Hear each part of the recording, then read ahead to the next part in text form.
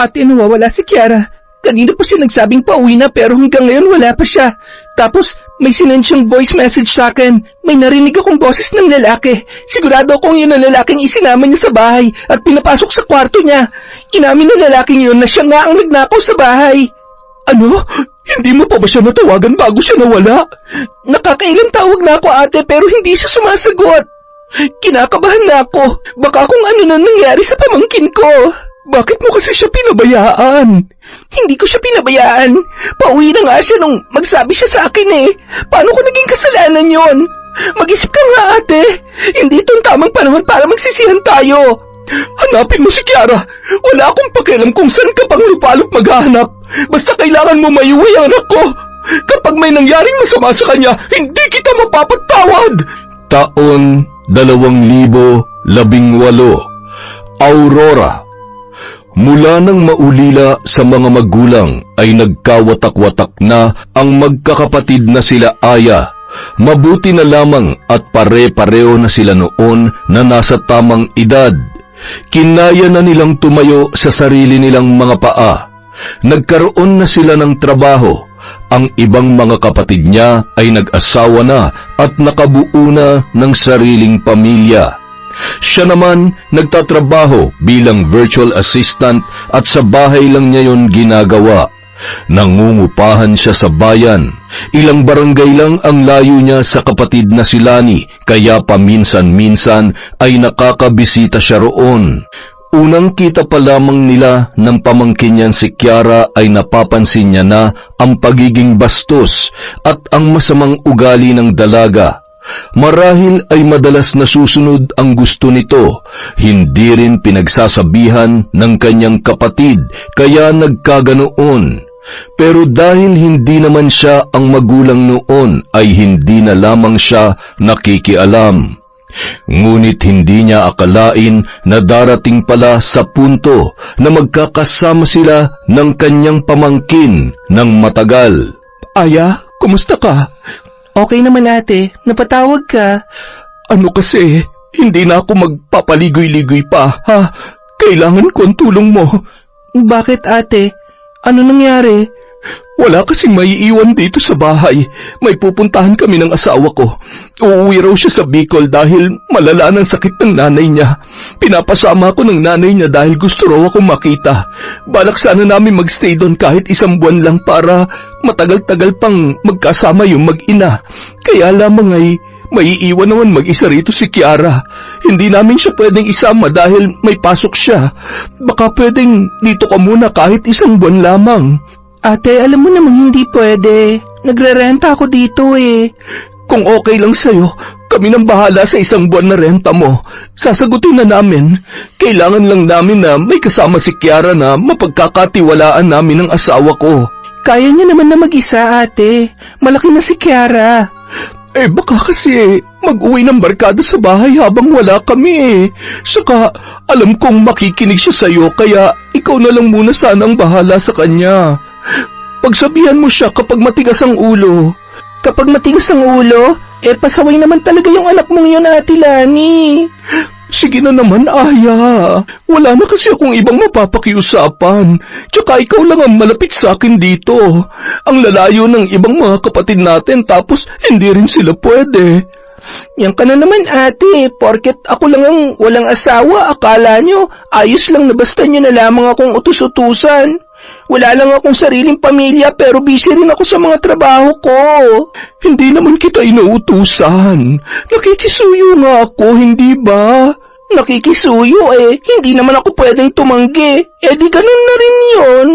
Sige na naman, Aya. 1 buwan lang o kahit 3 linggo lang. Mauuna na lang akong umuwi para makabalik ka agad sa apartment.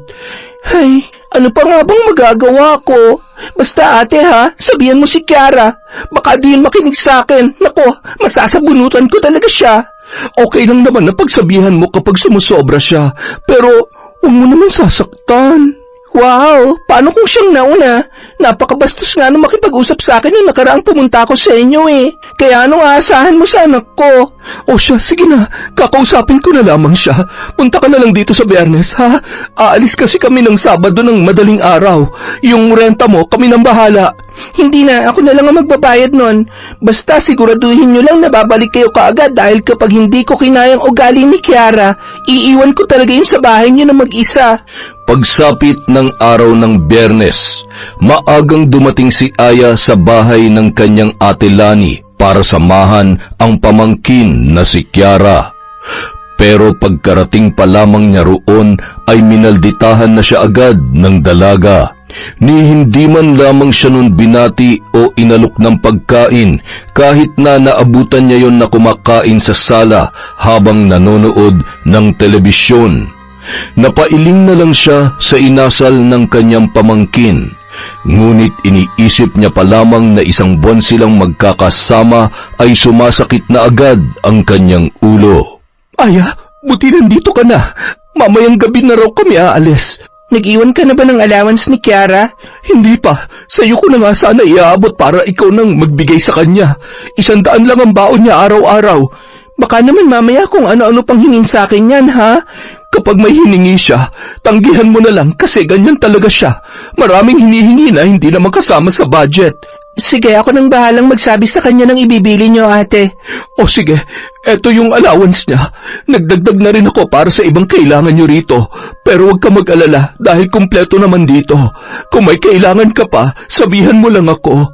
Oo, ate. Kung meron mang ibang kailangang gastusin at kaya ko naman, ako nang bahala. Basta babalik kayo sa sinabi niyong date, ha? Oy, Kiara, makinig ka sa tita Aya mo, ha? Sinabi ko na sa kanya na huwag kang bibigyan ng pera kapag umiral yung katigasan ng ulo mo. Oo naman. Ulit-ulit naman kayo eh. Umalis na nga lang kayo kung aalis kayo. Kiara, ano ba? Umayos ka nga sa pagsagot mo. Kahit ayusin ko naman ang pagsagot sa inyo, wala pa rin magbabago. Ay, hindi ko na talaga alam ang gagawin sa yung bata ka para magtino ka.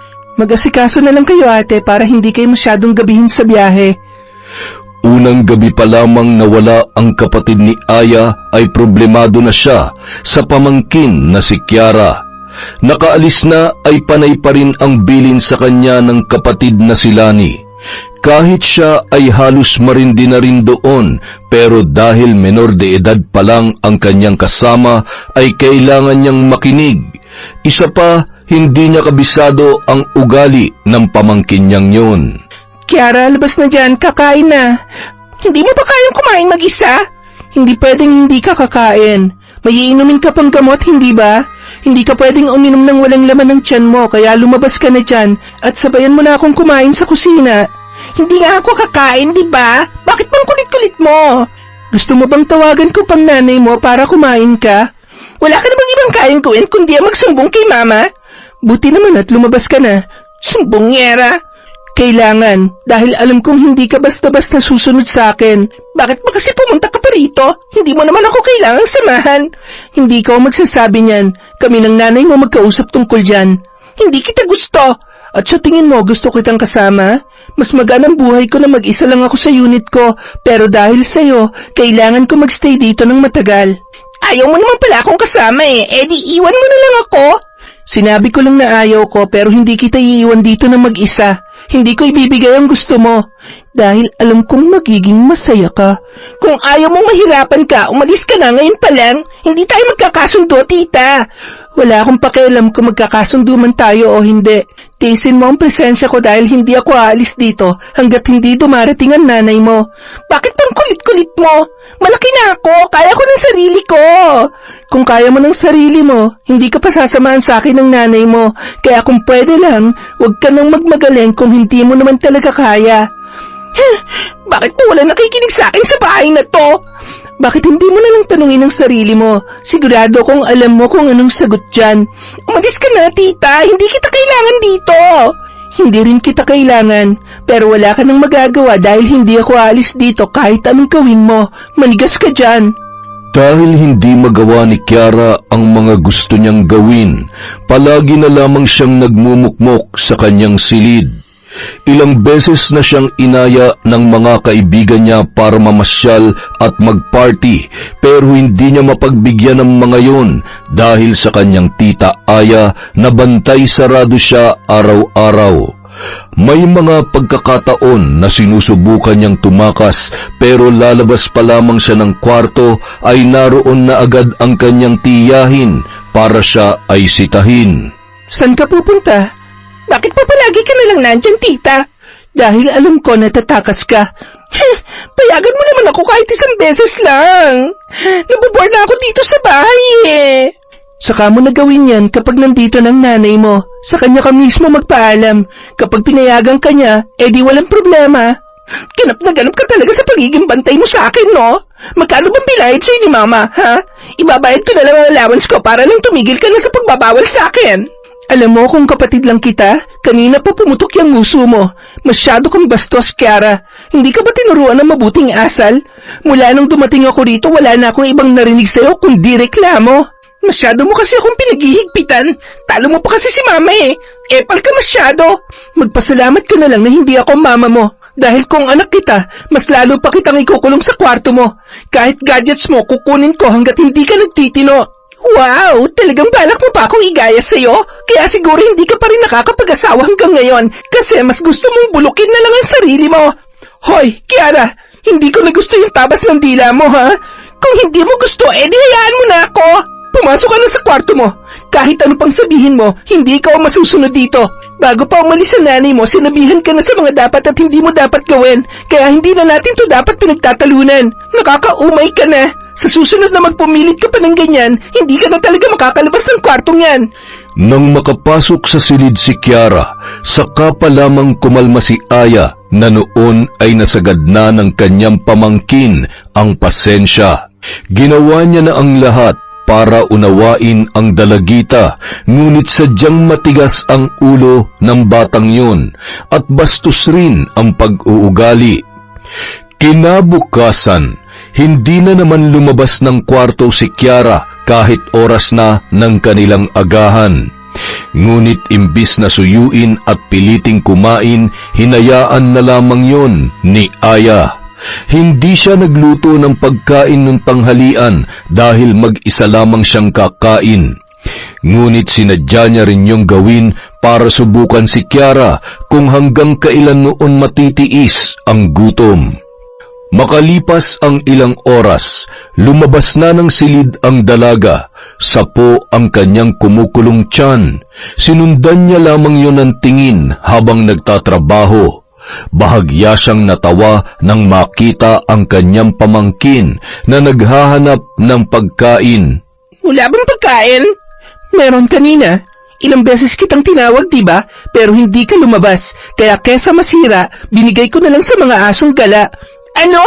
At talagang inuna mo pa yung mga asong gala kesa sa akin? Ikaw ang inuna ko pero nag-iinarte ka. Kung gusto mong kumain, magluto ka na lang dyan. Isusumbong kita kay mama. Sasabihin ko na ginugutom mo ako. Kung ginugutom kita, hindi na sana kita tinawag kanina. Eh di sana nagtira ka na lang. Napakasama ng ugali mo, tita. Pagkain na lang pinagdadamot mo pa. Sino bang mas masama ugali sa ating dalawa, ha? Sa tingin mo ba gaganahan ako magpasensya sa isang kagaya mo? Masyado kang mareklamo. Gusto mo ikaw palagi ang nasusunod. Lilinawin ko lang, ha? Hindi ako kasambahay dito para utus-utusan mo at gawin kung anong gusto mo. Hindi kita pagsisilbihan. Nandito lang ako para samahan ka. Pasalamat ka nga ay pinagluto pa kita ng pagkain eh. Sa utang na loob ko papalain sa'yo? Kung yun ang gusto mong isipin, wala akong magagawa. Sana makabalik na agad si mama para makalis ka na dito. Hay nako, sana nga. Sa totoo lang, gustong-gusto ko nang bumalik sa apartment para matahimik na ang buhay ko. Naririndi na ako sa araw-araw na nag-aaway tayo eh. Tsaka yung boses mo nakakairita. Bakit ikaw? Maganda ba yung boses mo? Wala ka nang ginawa maganda sa akin eh. Hindi ka ba talaga nauubusan ng isasagot? Kung gusto mong kumain, pues magluto ka ng sarili mong pagkain. Para kahit magreklamo ka, wala na akong pakialam. Tama lang din yan para maranasan mo na magkumilos na mag-isa. Ayoko na sa bahay na to! Eh di magpalit ka na ng magulang. Kinabukasan, dahil may pasok na, ay sinamantala ni Kiara ang pagkakataon para makapaglakwat siya. Pagkatapos ng klase, imbis na umuwi, ay sumama siya sa bahay ng kanyang manliligaw na si Aaron. Matagal na siyang nakikipagkita ng patago sa lalaki, ngunit kahit gusto na niyang sagutin yon ay hindi niya magawa dahil pinagbabawalan siya ng kanyang ina na magkaroon ng nobyo sa ganoong edad. Dinala siya ni Aaron sa bahay ng kapatid nitong si Edong. Sakay sila ng motorsiklong minamaneho ng lalaki. Yun pa lamang ang unang beses na makakarating siya roon at hindi pa niya nakikilala ang nag-iisang kapatid ng binata. Bakas sa mga mata niya ang matinding pagkasabik dahil sa pansamantalang kalayaan.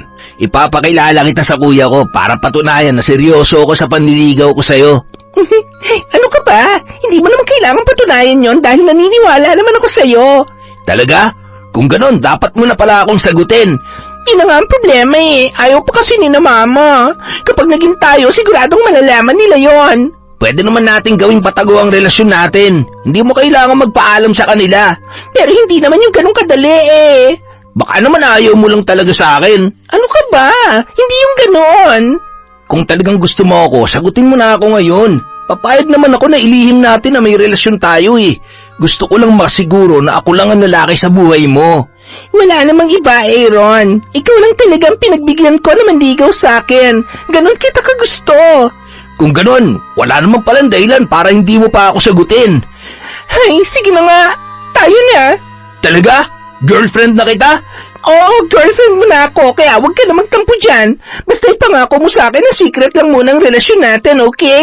Hindi to pwedeng malaman ni mama at papa. Ay, oo na. Hindi ko rin ipagsasabi na tayo na.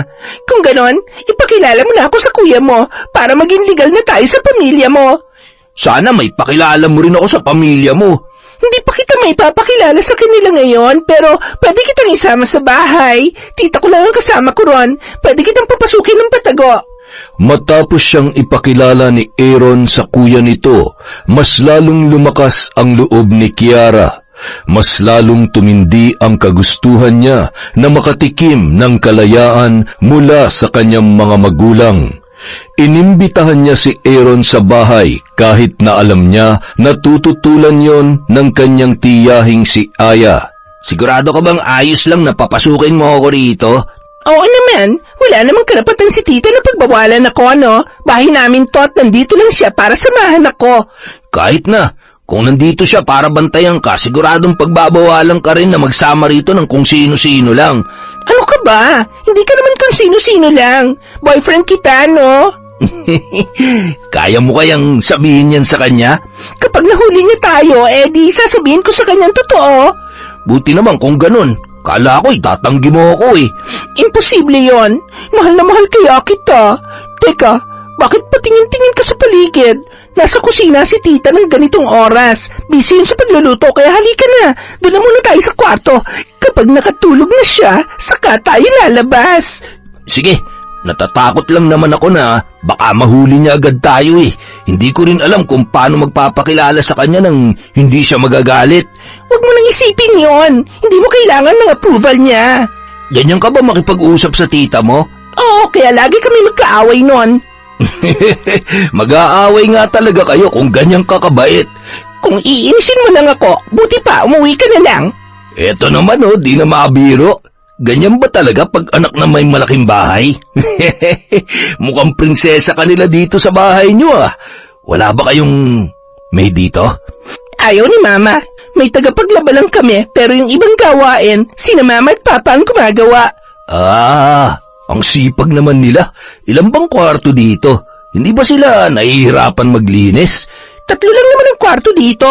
Yung nasa tapat nitong kwarto ko, yun ang kina mama at papa. At yung katabi ko naman, alam mo na, sa kontrabida kong tita. Matatagalan pa bang pagbalik ng mama at papa mo? 1 buwan daw sila mawawala, kaya matagal-tagal pa sila bago bumalik dito. Hay, kung pwede ko nga lang hilahin ang oras para nandito na agad sila eh. Huwag mo kasing masyadong isipin na wala sila rito. Tingnan mo, sa mga susunod na araw, hindi ka na masyadong epektado na hindi mo sila kasama. Mag-enjoy ka rin kasi. Gumala ka. Hindi yun nandito ka na lang palagi sa bahay nyo. Gusto mo, itakas kita? Talaga? Oo, tapos ibabalik kita dito bago pa magising ang tita mo. Ay, gusto ko yan. Sabihin mo kung kailan mo ako itatakas para makagala tayo, ha? Dinala ni Kiara sa kwarto niya ang nobyong si Aaron at doon sila nagpalipas ng oras. Gustuhin man nilang magkwentuhan ay hindi nila magawa dahil maririnig yon ni Aya sa labas. Nang mga sandaling yon, katatapos lang magluto ng kanyang tiyahin. Mauuna na sana siyang kumain, ngunit naalala niya ang kanyang pamangkin. Kahit naiinis siya sa pagiging bastos at reklamador noon, ay nakakaramdam pa rin siya ng awa. Naisip niya na hindi naman tama na yon ay kanyang gutumin, lalo na't walang kaalam-alam sa buhay ang dalagita. Kahit sa paghuhugas ng mga plato ay hindi yun marunong. Kiara, kakain na. Lumabas ka na dyan. Mamaya magrereklamo ka na naman kapag wala kang makain. Mamaya na ako, tita. Magtira ka na lang ng ulam. Bakit ba ayaw mong lumabas? Ano bang ginagawa mo dyan? Nagre-review po kasi ako, tita. Lalabas na lang po ako mamaya. Mamaya mo na yan ituloy. Kumain ka na muna para hindi ka malipasan ng gutom. Mamaya na nga, tita eh. Nagre-review ka ba talaga o tinatamad ka na naman? Lumabas ka na dyan para... Sino yung lalaking yan? Bakit pinapasok mo siya dito sa kwarto mo? Tita, magpapaliwanag po ako. Talagang magpapaliwanag ka. At ikaw, lalaki ka. Sino ka, ha? Bakit nandito ka sa kwarto ng pamangkin ko? Ay, teka, sandali. Wag po muna kayong magalit. Nandito ako dahil niyaya po ako ng pamangkin ninyo. Kahit na, kapag sinabi ba niyang kumain ka ng tae, gagawin mo rin? Huwag kang sunod ng sunod kung alam mong mali. Ano bang mali doon, tita? Boyfriend ka naman si Aaron, ha? Yun na nga ang problema. Nag-boyfriend ka nang hindi mo ipinapaalam sa nanay mo at pinapasok mo pa sa kwarto mo nang kayong dalawa lang. Itinago mo pa talaga sa akin? Sino sa tingin mo matutuwa, ha, Kiara? Ayan ka na naman, tita eh. Nagbibida-bidahan ka na naman. Pati ba naman pagbo-boyfriend ko, pakikialaman mo pa? Oh, dahil ibinilin ka sa akin ng nanay mo at gagawin ko kung anong sinabi niya sa akin. Kaya ikaw, umuwi ka na dahil mag-uusap pa kami ng pamangkin ko. At kung pwede, huwag na huwag ka nang pupunta rito hanggat hindi pa nakakabalik ang ate ko. Harapin mo sila mag-asawa. Doon ka magpakalalaki. Hindi yung nagtatago ka ng ganito para lang makipaglandian sa pamangkin ko. Grabe naman kayo kung makapagsalita. Para namang nakagawa na ako ng malaking krimen sa pagsama ko rito kay Kiara. Tama ka. Isang malaking krimen nga ang ginawa mo dahil menor de edad pa tong si Kiara. Pwedeng-pwede ka namin kasuhan. Eh, teka lang naman po. Kaso agad, niyaya lang naman ako ni Kiara dito kaya ako sumama eh. Siya pa nagpapasok sa akin dito kaya hindi ako basta pumasok nang walang paalam. Nagpaalam ka man o hindi, mali pa rin na sumama ka sa kanya sa kwartong to. Hindi tama na magkasama kayo at kayong dalawa lang ang nasa loob ng isang kwarto. Alam mo kung anong posible mangyari sakaling hindi nyo mapigilan ang kapusukan yung dalawa? Ganun bang tingin mo sa akin, tita? Sa tingin mo ba basta-basta ko nalang ibibigay ang sarili ko kay Aaron? Hindi ako tanga. Ano? Katangahan yun para sa'yo? Akala ko ba mahal mo ko? Mamaya na lang tayo mag-usap. Pero sa ngayon, buti pa umuwi ka na lang muna. Labo mo rin naman eh. Parang kanina lang handa kang gawin ng lahat, makasama lang ako. Tapos ngayon nabisto ka na. Katangahan na para sa'yo yung pakikipagrelasyon sa akin. Diyan ka na nga. Wala kang kwenta. Teka, Aaron, mali ka ng pagkakaintindi. Walang mali sa pagkakaintindi ko, pero dyan sa pananalita mo, meron. Uuwi na ako. Kalimutan mo na lang na naging tayo, Kiara. Aaron, please mag-usap muna tayo. Hindi ka lalabas ng bahay, Kiara. Diyan ka lang sa kwarto mo. Pwede ba? Sakal na ako sa'yo. Sumusobra ka na eh. Lahat palang bawal. Kita mo naman yung nangyari, di ba? Pati yung kaya sa isang tao na umiintindi at dumadamay sa akin na wala na rin. At dahil yun sa'yo, kontrabida ka sa buhay ko. Sabihin mo lahat ng gusto mong sabihin, pero hindi na magbabago ang isip ko. Lalo na ngayon na nagawa mo pa magpapasok na ibang tao rito. At paano naman naging ibang tao si Aaron, ha? Boyfriend ko nga siya, at balang araw, magiging parte na rin siya ng pamilyang ito. Yun ay kung papayagan ka ng mga magulang mo. Makakarating kay mama lahat ng ginagawa mo sa akin. Sige, ipaalam mo para malaman niya rin na may boyfriend na ang reklamador at malandi niyang anak. Hindi ako malandi. Ano sa tingin mo ang tawag sa tulad mo na hindi makapaghintay na payagan ka magka-boyfriend, ha? 16 ka pa lang, Kiara, at sa itsura pa lang ng lalaking yon, sigurado ako na hindi kayo magkaedad. 3 taon lang naman ang tanda sa akin ni Aaron, ha? Kita mo na, nasa legal na edad na siya pero ikaw hindi pa. Kaya tigilan mo na yung pag-iilusyon mo na pwede mong gawin lahat na magugustuhan mo. Makakarating to sa nanay mo, tatawagan ko siya mamaya. Hindi na kailangan, ako na mismo ang tatawag sa kanya. Mahirap na, baka mag-iba pang kwento mo. Napailing na lamang si Aya dahil sa sinabing yon ng kanyang pamangkin. Hindi na lamang siya sumagot pa dahil batid niyang hindi sila matatapos. Ngunit hindi niya akalain na magsisinungaling pala si Kiara sa sariling ina para makuha ang simpatya noon at siya ang lumabas na masama sa nangyari. Ma, kailan ba kayo uuwi ni Papa? Miss na miss ko na kayo eh. Pasensya ka na anak, pero hindi pa talaga kami makakabalik agad dyan. Konting tiis na lang. Tsaka nandyan naman ang tita mo. Sabihin mo lang sa kanya kung ano mga kailangan mo. Paano ko sasabihin sa kanya eh? Lagi nga kami magkaaway nun. Ginugutom niya ako dito, ma. Kahit pagkain, pinagdadamutan niya ako. Tapos, sobrang higpit niya sa akin. Ayaw niya akong palabasin ng kwarto. Kinukulong niya ako dito. Para na akong preso dito, ma. Sana bumalik na kayo para makaalis na siya rito. Parang hindi ko nakakayanin pang magtagal dito si Tita Aya, ma. Bakit ka naman ikukulong ng tita mo sa kwarto? Ang sabi niya, kusa ka raw na hindi lumalabas. Paano ko lalabas eh? Ayaw niya nga akong palabasin. Buisit siya. Tapos kanina, nagsama lang ako ng kaibigan dito. Galit na agad siya. Parang gusto na manakit. Bakit daw ako nagpapapasok ng kaibigan sa kwarto ko? Eh, babae naman yon. Ay, mukhang nagkamali ako sa desisyon na si Aya ang pagbantayin ko sa iyo ah. Kawawa ka naman dyan, anak. Kawawa talaga ako, ma. Parang wala na akong ginawang tama para sa kanya. Kaya please, umuwi na kayo ni Papa dito. Huwag ka mag-alala. Gagawa kami ng paraan para makauwi kami kaagad dyan. Basta konting tiis na lang muna, anak, ha? Tawagan mo kami palagi at sabihin mo sa amin kung ano nangyayari dyan. Pagsasabihin ko na rin lang ang tiya Aya mo. Huwag na, ma. Baka lalo lamang siya magalit sa akin. Gawan niyo na lang ng paraan na makauwi ka agad. O siya, sige na. May gagawin pa kami ng papa mo, ha? Mag-iingat ka dyan, anak. Napangisi na lamang ang dalaga matapos makipag-usap sa kanyang ina. Batid niyang madali lamang niya yung mapapapaniwala kapag pinagana niya ang paglalambing at pagpapaawa sa kanyang mga magulang. Kaunting tiis na lamang at aalis na rin ang tinuturing niyang kontrabida sa kanyang buhay. Aya, tumawag sa akin kanina si Kiara. Umiiyak yung bata. Ano ba nangyayari dyan? Masyado ka naman yata nagiging mahigpit sa kanya. Bakit, ate? Ano mang isinumbong sa'yo ng anak mo? Ang sabi niya, wala na raw siyang ginawang tama para sa'yo. Wala naman talaga, ate. Ayaw niyang kumain. Puro pag-iinarte. Grabe nga kung makapagsalita sa akin. Masyado nang bastos ang bibig ng batang yon. At sa sobrang katigasan pa ng ulo, nag-uwi pa ng boyfriend dito. Kaya pala ayaw niya lumabas ng kwarto dahil magkasama sila sa loob. Anong boyfriend? Kaibigan niya lang naman ang babae na isinama niya dyan ah.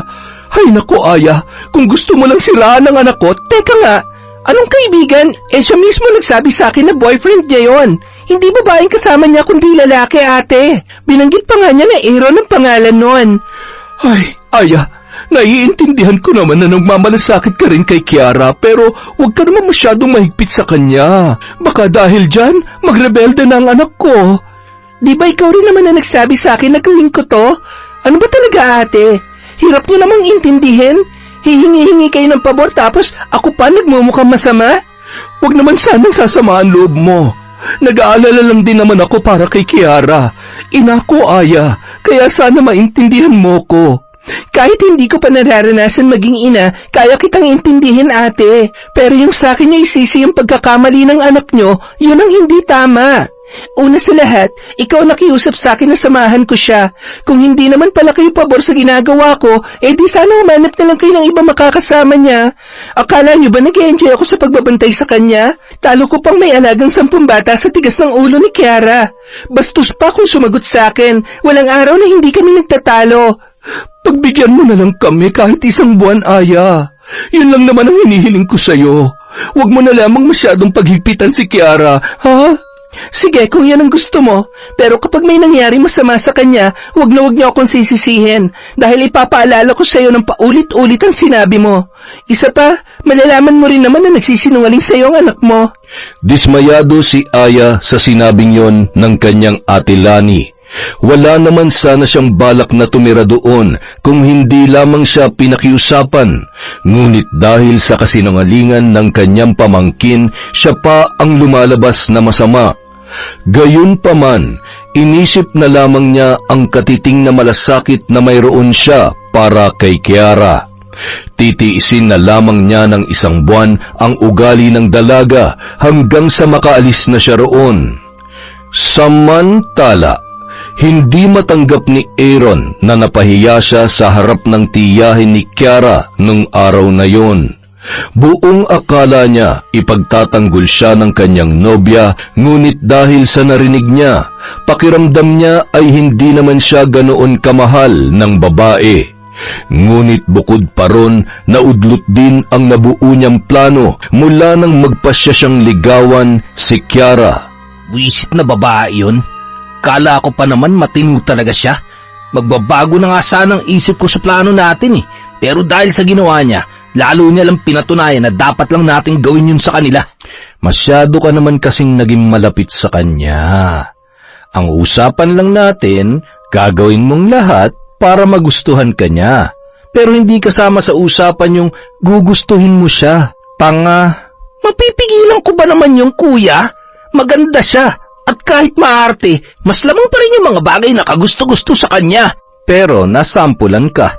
Pinahiya ka ba naman sa harap ng tiya niya na hindi ka rin gusto? Yun na nga ang hindi ko napaghandaan, kuya eh. Pero hayaan na natin yon. Mababawian ko rin naman siya kapag nanakawan na natin ang bahay nila. Sigurado marami tayong makukuha ron, lalo na dun sa tita niya. Nakita ko yung ginagamit na laptop, mukhang mamahalin. Sigurado ako may mga alaas din yun. Napag-aralan mo na ba yung loob ng bahay? Oo, kuya. Kabisado ko na ang mga daraanan ko. Hindi naman masyadong malaking bahay nila, tsaka 2 lang ang pinto na pwedeng daanan. Sa harap at sa likod. Sa tingin mo ba, may makukuha talaga tayo ron? Baka naman mamaya nagkamali tayo ng target. Nakita naman natin sa mga post ng nanay niya kung paano mag-flex ng mga binibiling alahas, di ba? Kahit si Kiara, binibilhan din nun. Eto ka oh, may nakuha ka agad ako. Aba, ibang klase ka rin talaga, tol ah. Matinik ka talaga pagdating sa pagnanakaw no? Sus, ako ba kuya? Sa tagal na natin tong ginagawa, basic na basic lang sa akin yan. Pero tingnan mo muna kung tunay na ginto. Akin na. Eto. Mukhang tunay naman. Subukan kong dalhin sa sanlaan bukas. Mabuti pa nga para makapag-ulam naman tayo na masarap-sarap. May kamahalan din to siguro. Sa tingin ko, aabot din ng mahigit 10,000 ang halaga niyan. Kaya lang, mas mababa na makukuha natin pagdating sa sanlaan. Malaki ang lugi natin dun. Ano bang lugi ang sinasabi mo, kuya? Nakaw lang naman yan. Huwag ka namang hinayang. Magpasalamat ka na lang na may makukuha pa tayo. Sa bagay, basta galingan mo sa pagnanakaw sa kanila, ako naman ang bahala sa pagdispatcha. Ilang araw ang lumipas na hindi pinapansin ni Aaron si Kiara. Ginawa niya na ang plano nilang magkapatid. Hindi naman naging mahirap sa kanyang pasukin ang bahay dahil kabisado niya na yon. Ilang bahay na rin ang nagawa niyang pasukin nang walang kahirap-hirap, kaya madali niyang nabuksan ang pinto nila Kiara. Sa likod siya dumaan para walang makapansin sa kanya. Hindi kasi pwedeng daanan ang mga bintana dahil may grill sa mga yon, kaya dun na lamang niya piniling dumaan. Unang pinasok ni Aaron ang kwarto ng mag-asawa. 3 lamang ang kwarto sa bahay na yun at alam niya na kung saan ang kwarto ng mga magulang ng dalaga dahil nagawa niya na yung itanong kay Kiara. Tingnan ko lang kung magawa mo pa magyabang sa akin kapag naubos ko ng mga alahas ninyo. Tagumpay na nakapasok ng silid si Aaron. Hindi man lang siya nakalikha ng kahit anong ingay dahil sanay na siya sa gawaing yun. Halos tumulo ang kanyang laway nang makita ang drawer doon na pinaglalagyan ng mga alahas na pagmamay-ari ng mga magulang ni Kiara. Aba, mukhang tiba-tiba ako rito. Ang dami. Malaki-laki rin halaga to. Kinuha niya ang lahat ng pwede niyang dalhin, pati na rin ang laptop at tablet na nakita niya roon. Sunod naman niyang pinasok ang kwarto ni Aya na noon ay malalim na ang tulog dahil sa pagod sa trabaho at paglilinis ng bahay. Walang kahirap-hirap na nakuha ni Aaron ang mga gamit ni Aya at ang panghuli ay ang kwarto na ni Kiara. Ngunit pagpasok niya pa lamang doon, natigilan kaagad siya nang makita na mahimbing na natutulog ang dalaga, na maikling pantulog lamang ang suot-suot. Ang ganda-ganda mo talaga, Kiara. Marahang hinaplos ni Aaron ang mga hita ng dalaga at saka inilapit doon ang kanyang labi.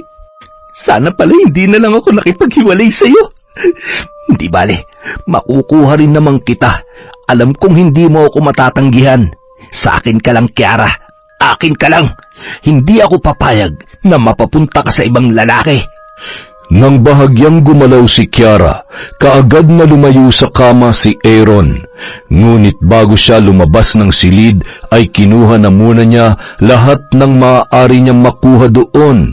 Pati ang cellphone ng dalaga ay hindi niya pinalampas. Maibebenta rin nila yon kahit sa mababang halaga. Pero may iba siyang plano sa cellphone ng dating nobya. Kung gaano kadaling nakapasok sa bahay si Aaron, ay ganun din siya kadaling nakalabas, dala ang kanyang mga ninakaw. Nag-aabang naman sa labas ang kanyang kuya na si Edong. Kuya, sibat na tayo. Bah, dami niya na. Oo, kaya tiba-tiba tayo rito. Sakay na, baka may makakita pa sa atin dito. Kinaumagahan, nagkagulatan na lamang sina Aya at Kiara nang pareho silang maghanap ng mga nawawalang gamit. Tanging cellphone na lamang ni Aya ang natira sa kanya at ang wallet na nakatago sa cabinet na kanyang pinaglalagyan. Isa yun sa mga pinaka-iingatan niya dahil naroon lahat ng kanyang mga ID kaya hindi niya yun nilalagay sa kung saan-saan lamang. Tita, nawawala yung cellphone at laptop ko. Pati yung kwintas at bracelet na binigay sa akin ni Mama, wala na rin. Nawawala rin ang mga gamit ko. Buti na nga lang at lagi kong katabi ang cellphone ko. Kung hindi, pati ito nakuha na rin ang magnanakaw. Pero sino naman ang gagawa nun? Tsaka paano siya nakapasok dito? Hindi ko rin alam, tita. Mababaliw na ako. Paano ko makukontak si na Mama? Pati allowance mo na tangay na magnanakaw eh. Ay, ang laking problema naman nito. Wala akong gagamitin sa pagtatrabaho ko. Kailangan mahanap natin ang magnanakaw bago pa man niya maibenta ang mga gamit natin. Mahirap na mahanap yung tita. Hindi naman gumagana yung CCTV sa labas. Baka meron sa kapitbahay. Ay, tama. May CCTV si na Aling Nina. Kinausap ni Aya ang kapitbahay ni Kiara para makita kung nakunan ang magnanakaw na tumangay ng mga importante nilang gamit. Hindi naman yun nagdalawang isip nang malamang nanakawan sila. Mabuti na lamang at naka-on yun ng gabing pinasok sila ng magnanakaw. Kitang-kita nila kung paano sa pilitang pinasok ng lalaking nakahudi ang gate. Nakunan din ang paglabas noon, dala ang kanilang mga gamit. Hanggang doon lamang ang nakunan ng CCTV kaya hindi rin nila nakita ang muka ng lalaki. Hindi lang pala isang nagnakaw sa atin, may kasabwat siya. Paano na ako nito, tita? Hindi na ba ako makakapasok? Makakapasok ka pa naman. Ako na lang muna magbibigay ng baon mo habang hindi pa nakakapagpadala sina ate. Nasabi ko na sa kanila na nanakawan tayo, kaya hindi kanila makontak. Pero dahil napasok na tayo dito na magnanakaw, hindi na magandang pakiramdam ko. Malaki ang posibilidad na mapasok pa ulit tayo rito. Buti nga, ninakawan lang tayo eh. Paano kung pinagtangkaan pa tayong dalawa? Natatakot na tuloy ako matulog mag-isa sa kwarto. Napasok din ako ron nang hindi ko namamalayan, tita. Ako rin eh. Kaya pagbalik ni na ate, padadagdagan natin ang lock ng pinto. Pero paano tayo ngayon? Sabi mo diba delikado na tayo dito ngayong napasok na tayo? Paano kung balikan tayo ng mga yon? Para makasiguro tayo, sa isang kwarto na lang muna tayo matulog. Pero mamaya, bibili ako ng bagong laptop para sa trabaho ko. Marami pa akong kailangang asikasuhin dahil sa pagkawala ng gamit ko eh.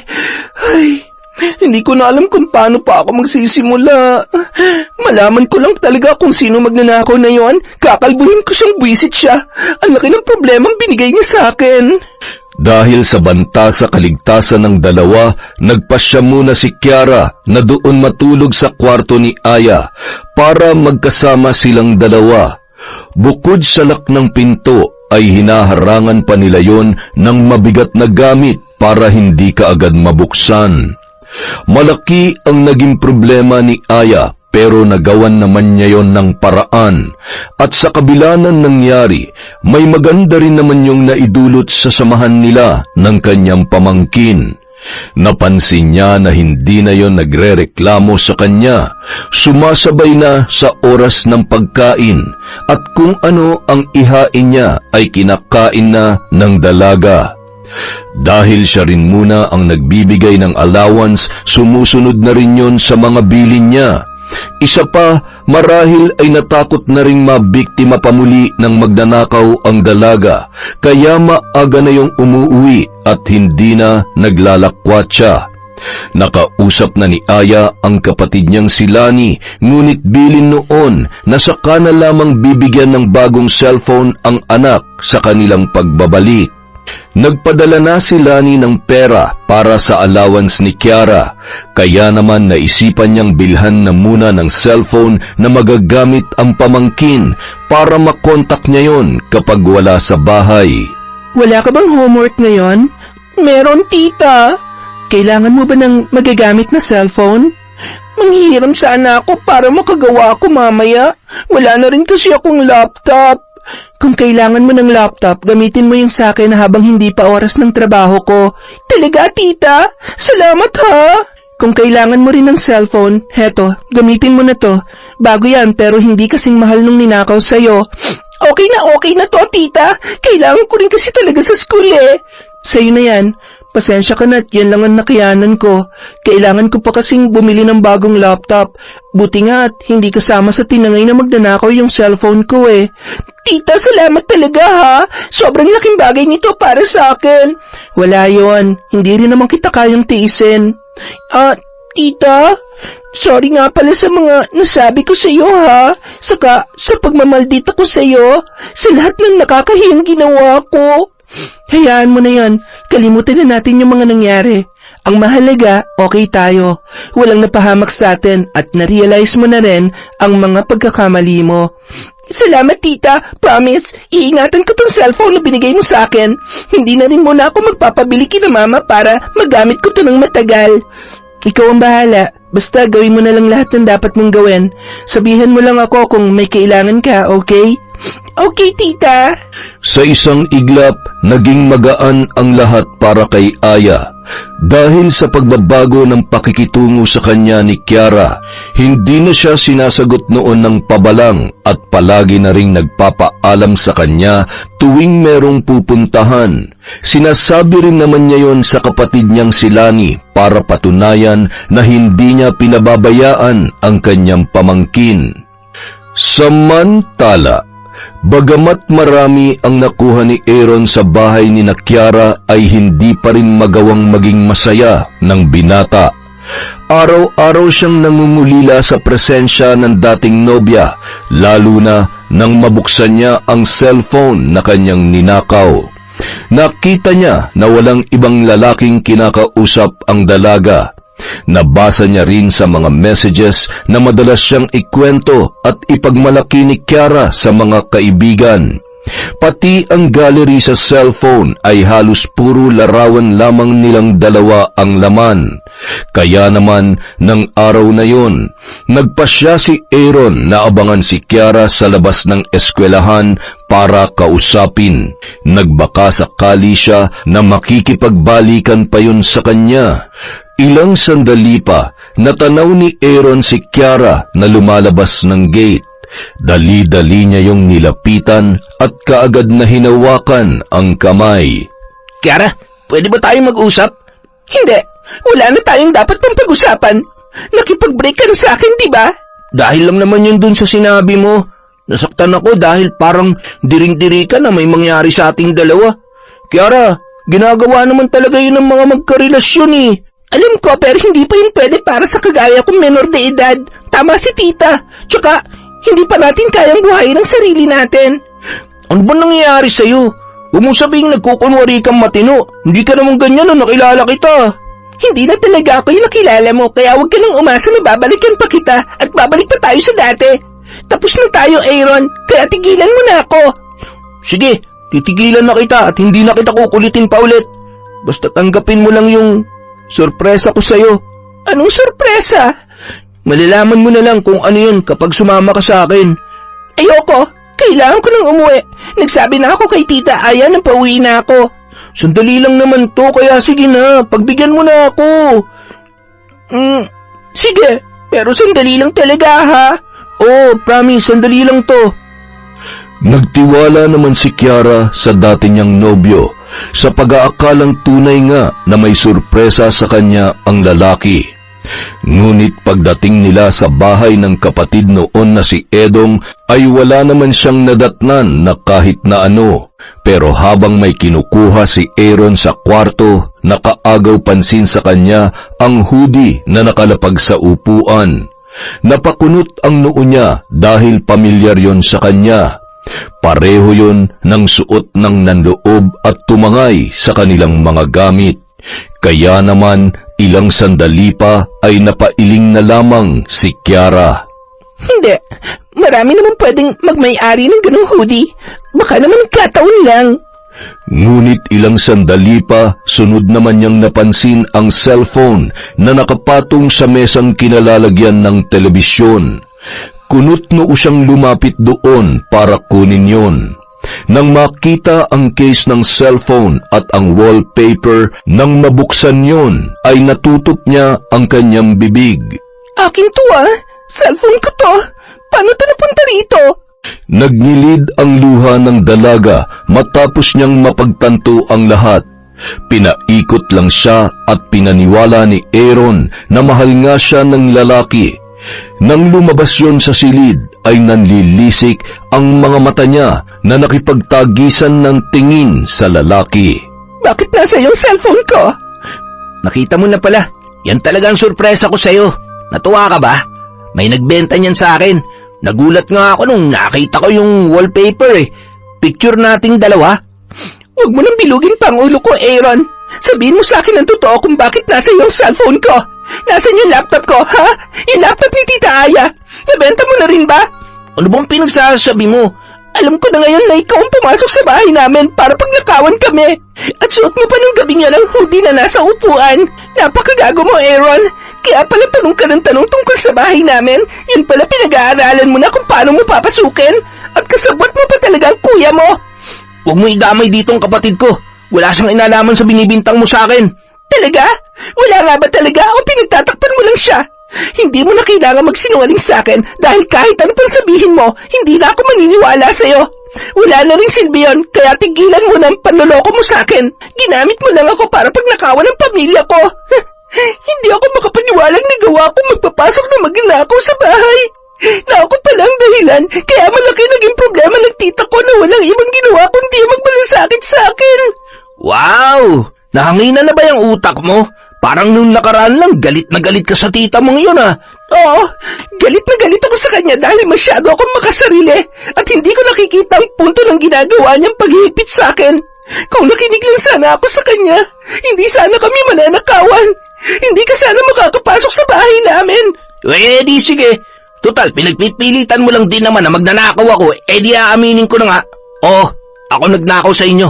Tinangay ko lahat ng mga alahas, pera at mga gamit na pwede kong ibenta kasama ng cellphone mo. Kaso nang hinayang ako sa mga picture natin eh. Naisip ko na baka magamit ko pa ang cellphone mo para magkabalikan tayo. Pero mukhang wala naman na eh. Wala nang silbi yun dahil alam mo na ang lahat. Kaya pasensyahan na lang tayo sa gagawin ko sa'yo. Inundayan ni Aaron ng malakas na suntok sa sikmura si Kiara. Dahil sa sobrang sakit ay nawalan siya ng malay. Ngunit bago pa man yun mangyari ay nasend niya na kay Aya ang voice message na laman ang pag-amin ni Aaron sa pagnanakaw sa kanila. Kalalabas naman ni Aya ng banyo ng mga sandaling yun nang marinig niyang tumunog ang messaging app niya. Nanlaki ang kanyang mga mata nang makitang galing yon kay Kiara. Hindi naman kasi nagsesend ng voice message ang pamangkin dahil sanay yun na palaging chat lamang ang ginagawa para magpaalam sa kanya o mag-update kung nasaan man yun. Nanginig ang buo niyang katawan sa galit nang mapakinggan ang voice message. Hindi niya na yon tinapos pa at kaagad na tinawagan si Kiara, pero hindi na sumagot ang kanyang pamangkin.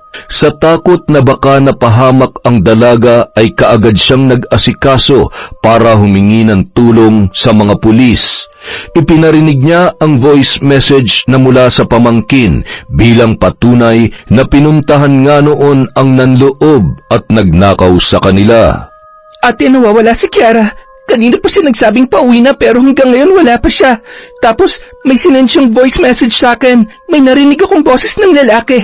Sigurado akong yun ang lalaking isinama niya sa bahay at pinapasok sa kwarto niya.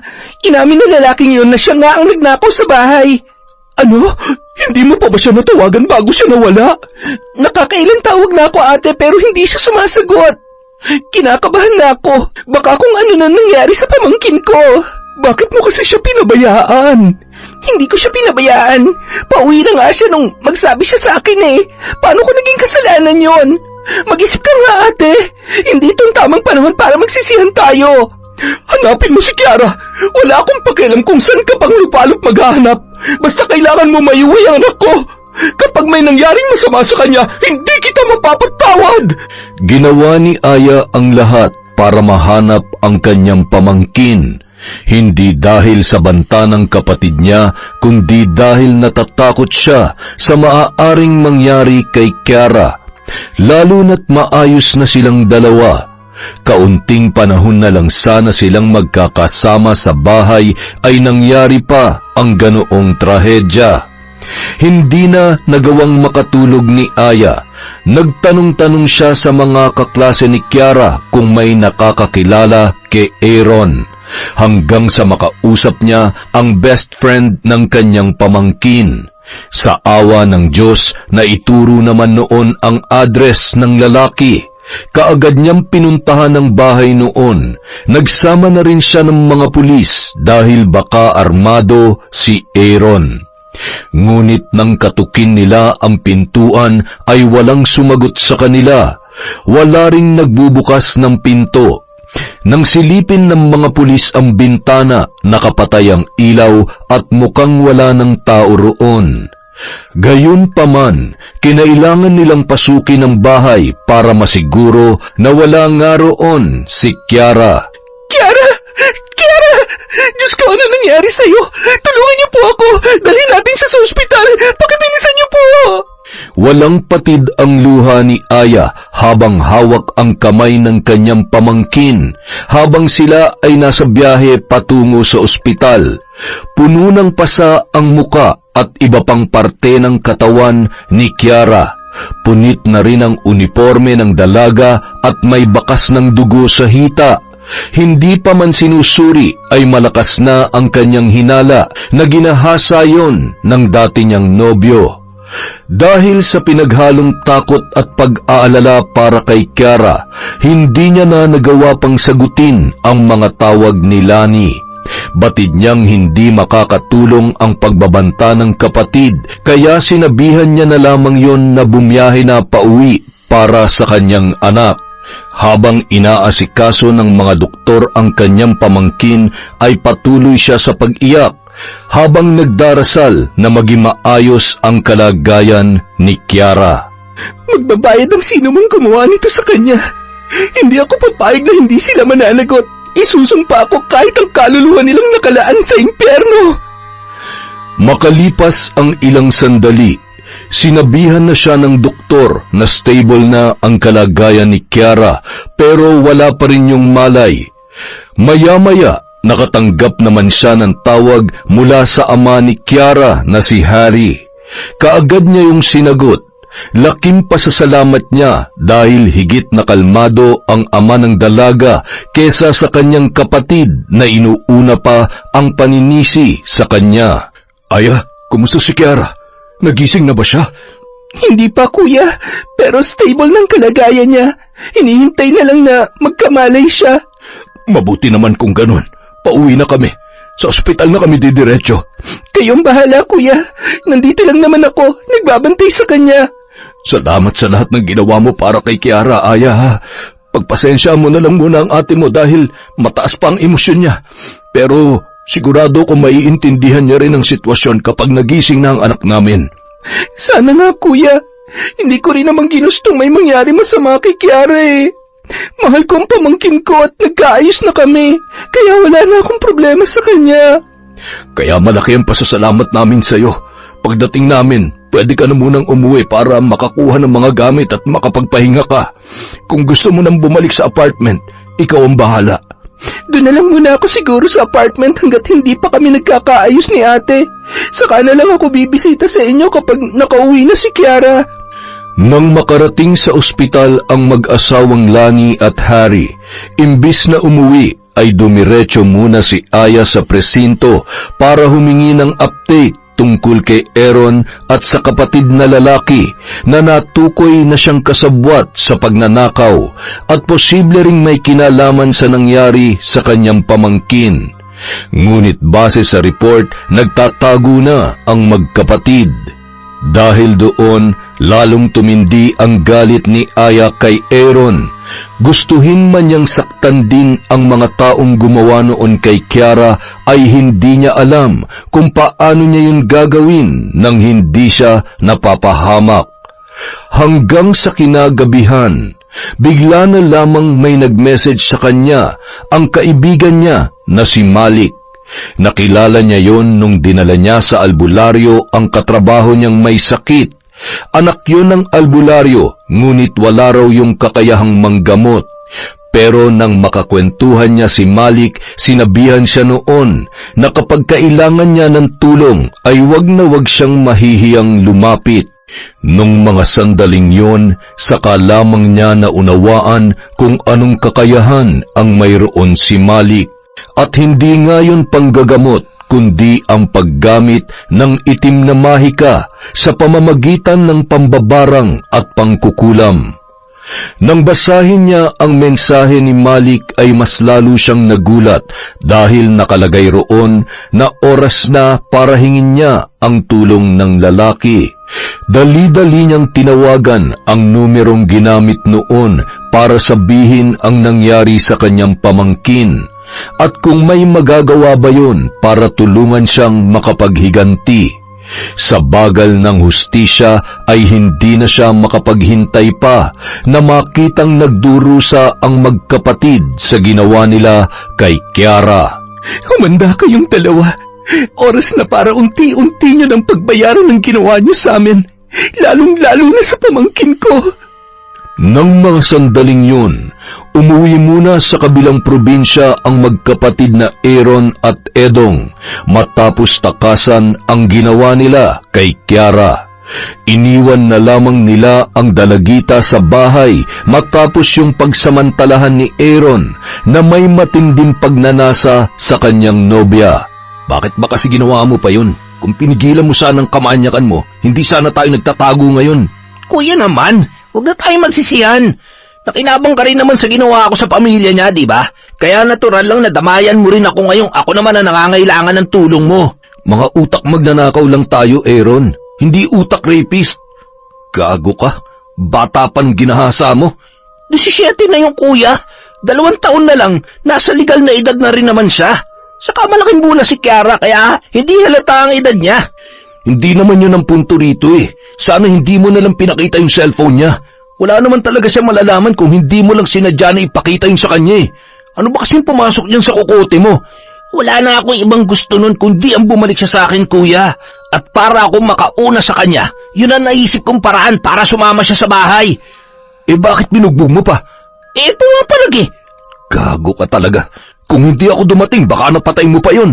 Mas mabuti nga sana kung napatay ko na lang eh, para hindi na tayo nagkaproblema. Pero pinigilan mo pa ako. Hindi ko gusto maging mamamatay tao ka. Tama nang magnanakaw tayo, Aaron. Masama na nga yung ginagawa natin, mas lalo ka pa nagpakademonyo. Dinadaga ka ba, kuya?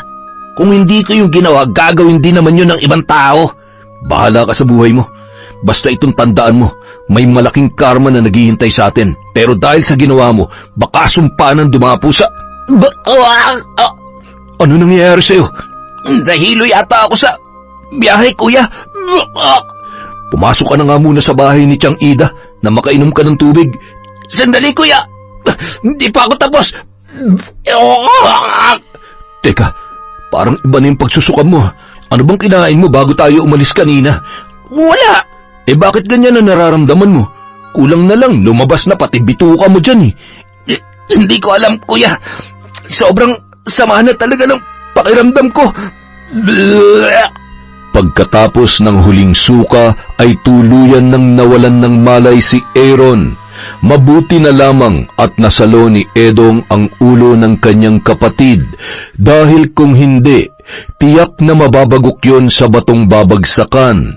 Binuhat niya yon papasok sa bahay ng kanilang Tiang Ida na nooy 58 anyos na.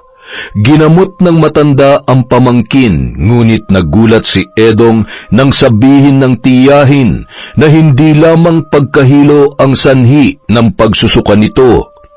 Malamang may sakit ang kanyang kapatid at hindi niya alam ang tungkol doon. Ngunit ayon sa kanyang tiyahin, hindi yon basta-bastang sakit lamang dahil malaki ang posibilidad na ang pagsusuka ni Aaron ay senyales pa lamang ng pagkalat ng lason sa kanyang katawan na dulot ng isang sumpa. Ang sumpa ng mambabarang. Mabuti naman at nagising ka na.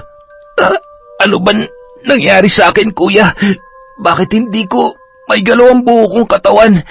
Parang ang bigat-bigat ng pakiramdam ko at ang sakit ng tiyan ko. Parang may gumagalaw din sa loob ko, kuya. Anong gumagalaw ang pinagsasasabi mo dyan? Tignan mo, umaalon-alon pa eh. Ano yan? Parang may nakapasok sa tiyan ko, kuya. Tulungan mo akong maalis to. Di ko alam kung anong gagawin dyan, Aaron. Kung alam mo lang kung anong sinabi sa akin ni Tiang Ida. Ano bang sinabi niya sa'yo, kuya? Ang sabi niya, malala na raw ang sakit mo, pero hindi raw yan ordinaryong sakit lang. Sabi niya, dahil daw yan sa barang. Pero, Aaron, wala akong ibang naiisip na pwedeng magpabarang sa'yo kundi ang pamilya ni Kiara. Sila lang ang may pinakamabigat na dahilan para gawin yan sa'yo. Sigurado ka ba sa sinasabi mo, kuya? Sinabi ko naman sa'yo, di ba? Galing lang yan kay Tiang. Hindi rin ako sigurado pero sa tingin mo ba may iba pang paliwanag ang nangyayari sa'yo ngayon? Mababaliw na ako sa sitwasyon ko, kuya. Parang awa mo na. Tulungan mo akong gumaling dito.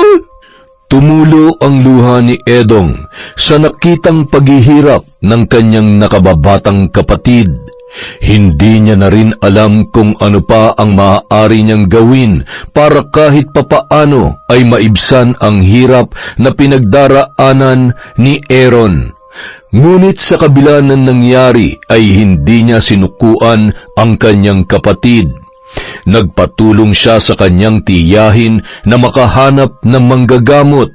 Handa siyang magbayad ng malaking halaga para sa ikabubuti ng pakiramdam ng binata. Ngunit naging mailap din yon sa kanila. Hindi naging madali ang paghahanap ng albularyo. Sa bawat araw na lumilipas na hindi nagagamot ang kanyang kapatid ay mas lalong lumalala ang kalagayan noon. Naglabasan na ang mga uod mula sa lumobo niyang tiyan at namagana rin ang mga kamay noon na halos mabulok na. Sa pagkakataong yun, mas lalong dumami ang uod na lumalabas sa katawan ng lalaki. At nang dumating ang albularyo na nahanap nila, hindi na rin noon kinaya pang gamutin ang kalagayan ni Aaron. Ayon sa albularyo, ibang maglaro ang mambabarang na dumali sa binata. Bihasa sa paggamit ng itim na mahika ang isang yon, kaya hindi basta-basta makokontra ng isang albularyo lamang. Pinayuhan sila na lumapit na rin sa mambabarang, pero dahil ilang araw na ang lumipas ay maaaring huli na ang lahat para kay Aaron. Anong ibig niyang sabihin, kuya?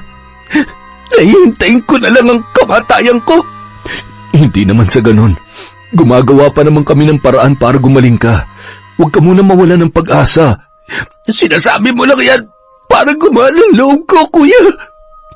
Pero alam ko at kita ko sa mga mata mo na wala na akong pag-asang gumaling. Sabihin mo na lang sa akin ang totoo. Mas matatanggap ko pa yon.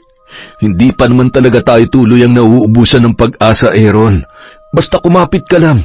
Marami pa naman tayong albularyo na pwedeng papuntahin dito. Pero ilan ang tumingin sa akin, kuya, hindi ba? Wala pa rin kahit isa sa kanilang nakakagamot sa akin. Pare-pareho lamang sila ng sinasabi. Nang gabi ring yun, hindi na nakaligtas pa si Aaron. Sa huling ritual na isinagawa ng mambabarang na si Malik ay tuluyan na yung binawian ng buhay. Nangako naman si Edong na bibigyan ng disenteng libing ang kapatid, kaya lamang ay hindi na nila magagawa pang iburol yun nang dahil sa kalagayan, kaya diretsyong libing na ang bangkay ng binata. Umiiwas din si Edong na maging laman sila ng usap-usapan sa kanilang lugar dahil inaalala niya rin ang sitwasyon ng kanilang tiyang Ida. Matapos mailibing ang kanyang kapatid ay si Edong na mismo ang sumuko sa mga pulis. Nagpasya ang lalaki na isuko ang kanyang sarili para pagbayaran ang mga nagawa niyang krimen. Bagamat hindi siya ang gumahasa kay Kiara ay naging kasabwat pa rin siya ng kanyang kapatid, kaya inako na lamang niya ang kasalanang yun. Samantala, ng mga oras na yun, nakauwi na sa bahay si Kiara at unti-unti na ring gumagaling ang kanyang mga sugat. Mabuti na lamang at lumaki siyang malakas ang loob at malakas ang pananampalataya sa Diyos, kaya hindi siya pinanghinaan ng tuluyan sa kabila ng kanyang pinagdaraanan. Ayos na bang pakiramdam mo, anak? Anong gusto mong pagkain? Kahit ano po pa, kung ano pong nandyan, yun na lang po. Aba, mukhang hindi ka na namimili ng ulam, ah. Natuto na po ako kay Tita Aya pa. Paanong hindi ka matututo ginugutom ka ng tiyahin mong yun? Naman. Ang totoo po niyan, Ma, hindi naman po talaga ako ginugutom ni Tita Aya. Sinabi ko lang po yon para siraan siya sa inyo. Pero palagi siya nagluluto ng pagkain dito. Ako lang po talaga yung nag-iinarte, kaya minsan nauubusan na rin siya ng pasensya sa akin.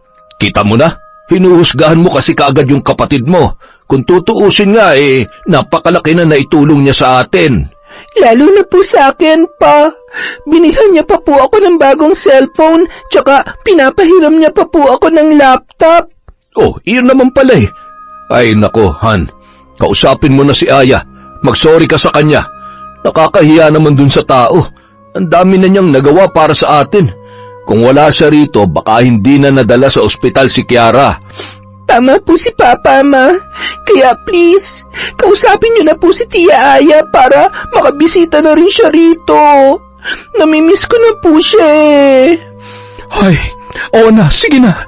Tatawagan ko siya mamaya.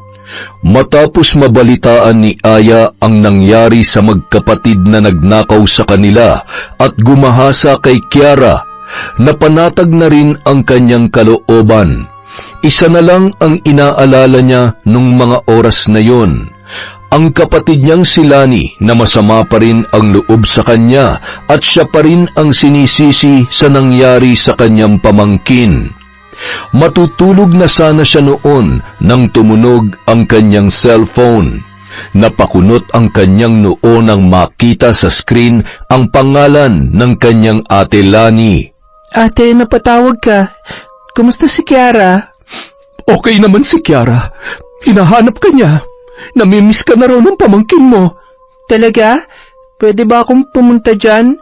Gusto ko rin kasi siyang makita eh. Oo naman, pero bago ang lahat, gusto ko muna magpasalamat sa iyo at humingi ng tawad sa mga nasabi ko. Lalo na't ikaw ang sinisi ko sa nangyari sa kanya. Sa anak ko na mismo nanggaling ang lahat ng ginawa mo para sa kanya, kaya nagsisisi ako sa mga nabitawang kong salita sa iyo, Aya. Ayos na yun, ate. Hayaan mo na yun. Hinihintay ko nga lang na payagan mo akong pumunta sa bahay niyo para makita ko na si Kiara eh. May ibibigay pa naman ako sa kanya. Nako, kung kaya mong pumunta ngayon ay halika na. Excited na siyang magkita kayo ulit. Sige ate, on the way na ako. Ay teka sandali, may gusto pa sana akong itanong sa'yo. Ano yun ate? Nabalitaan ko kasi yung nangyari kay Aaron at sa kapatid niya. Ang sabi, may bumarang daw kay Aaron. Yun nga rin ang pagkakaalam ko, ate. May kinalaman ka ba ron? Ate naman. Mukha ba ako mambabarang? Pareho lang tayo ng pamilyang kinalakhan. Wala naman tayong lahing mambabarang, di ba? Ikaw naman, naitanong ko lamang eh. Baka kasi naisip mong gantihan yung lalaking yon tapos may kakilala kang marunong mambarang. Malabo yun, ate. Hindi ako yon, okay? O siya, pupunta na ako dyan. Mas pinili na lamang ni Aya na hindi ipaalam kay Lani na siya nga ang nagpabarang kay Aaron. Para sa kanya, mas makabubuti yon para sa pamilya ng kapatid niya dahil siguradong mag-aalala pa ang mga yon sa kanya. Lalo na sa posibilidad na balikan siya ng pamilya ng lalaki. Pero nangako naman sa kanya si Malik na hindi yon mangyayari. Naging emosyonal ang muling pagkikita nila ng kanyang pamangkin.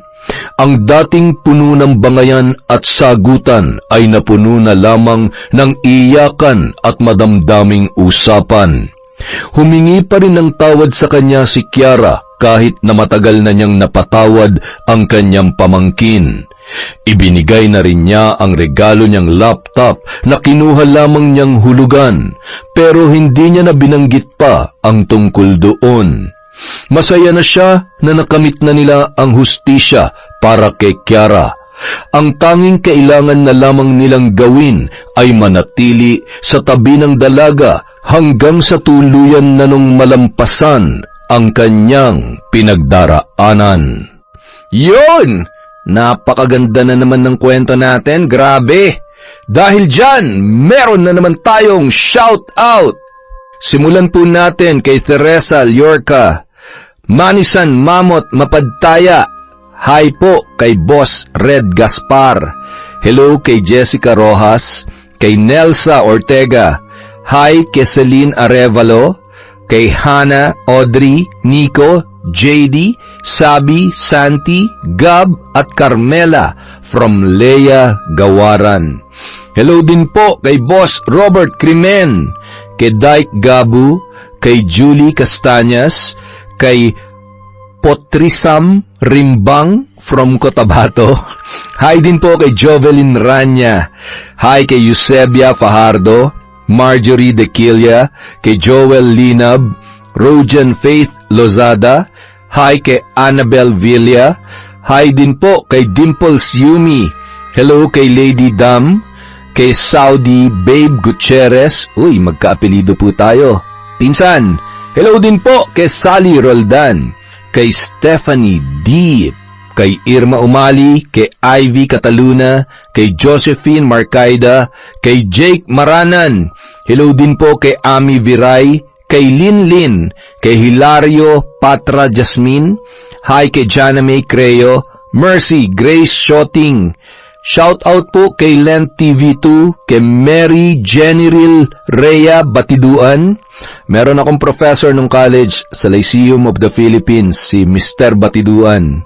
Hi po kay Gay Samojo, trivia lang yon.